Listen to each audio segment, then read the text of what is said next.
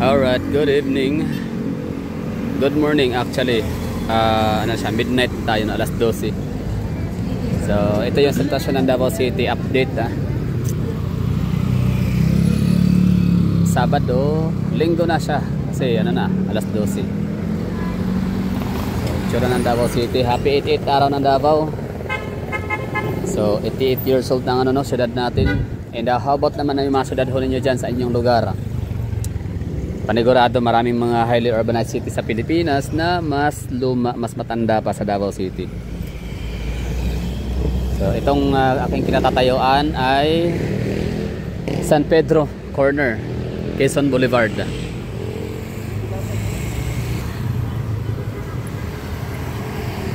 Mga tao dito chill lang.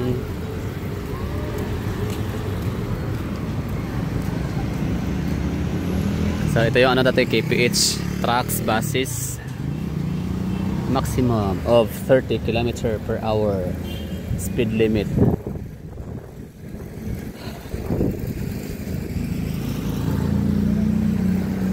Itong lugar na to rito, tawag naman ay Washington.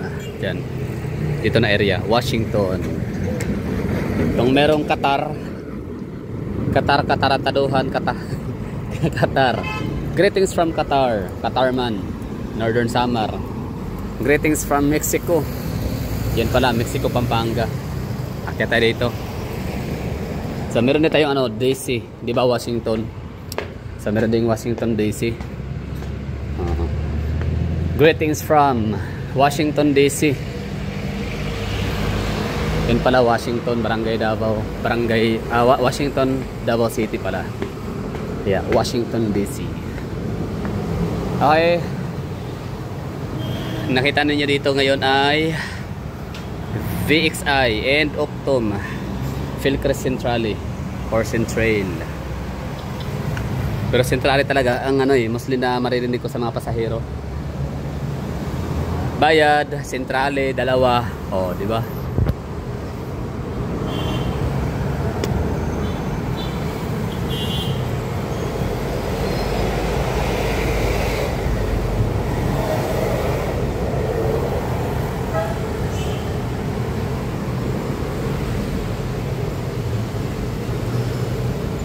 So dito dati no, bata pa ako no, habang nag-aantay ako na mag alas 12 dahil nga kakain. Office kasi ng kapatid ko dyan nasa ano, ilalim nitong building. Tapos habang ako ay nag-aantay ng break time, dito ako nagbibilang ng mga sasakyan. Bata lang ako siyempre.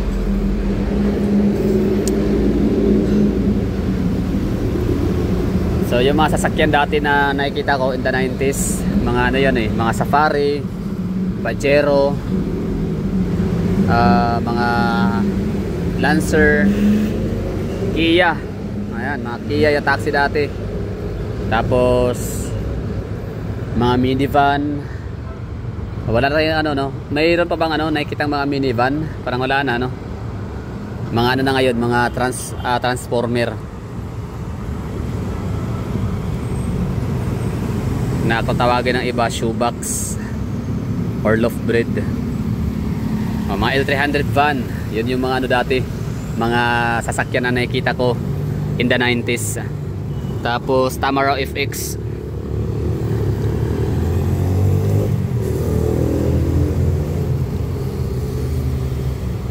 So good thing itong tulay na to dito hanggang ngayon andito pa rin no. And ayan, meron ng ano, bubong.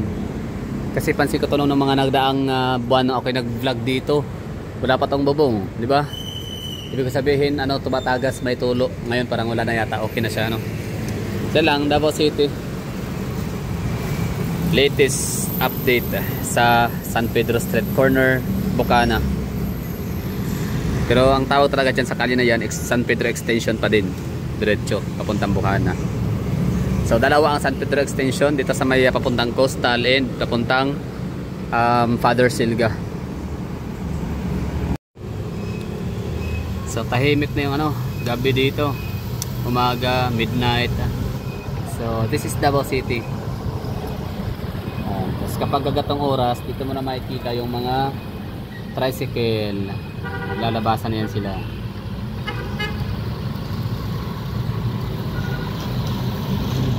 Nice one.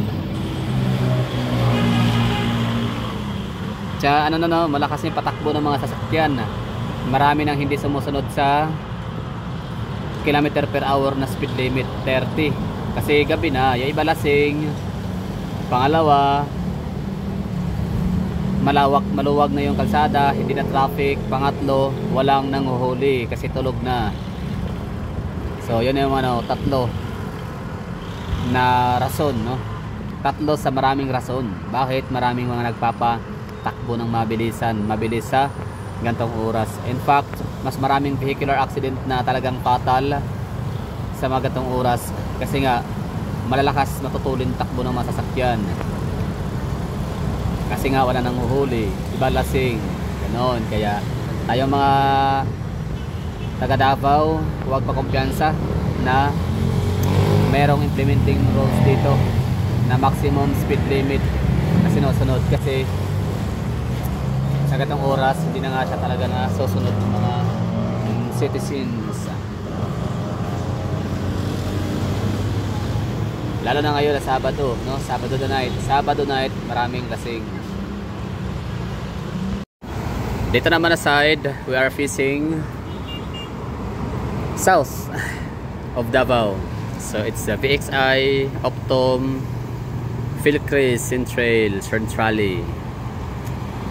Maraming sasakyan dyan, maraming ilaw kasi nga may mga restaurants, mga convenience store, mga stores, no, sari-sari store, bagkita kasi may mga call center, mga BPO employee, marami, no. Pinakamarami daw, sabi according sa mga hearsay lang naman, pinakamaraming empleyado daw dito sa Davao City na BPO ay ang Optum. Paano nangyari yan, kung totoo man? Kasi Optum, parang isa lang yata yung opisina ng Optum dito, BPO. Ang marami, VXI tsaka Teleperformance. VXI, labi yung VXI sa may Philcris, merong VXI sa may Cybergate Delta, sa may Robinson, no, sa may JP Laurel or Bahada, sa may harap ng malapit lang sa may harap ng Sogo Hotel, yun, or SSS, ganyan. So dalawa na, no, VXI dito tsaka doon, tapos Robinson, Cybergate, tatlo, diba? Tapos sa Abrisa mayroong VXI din doon, tama, meron ba sa Abrisa? So kung meron man, apat na. Meron pang SM Lanang,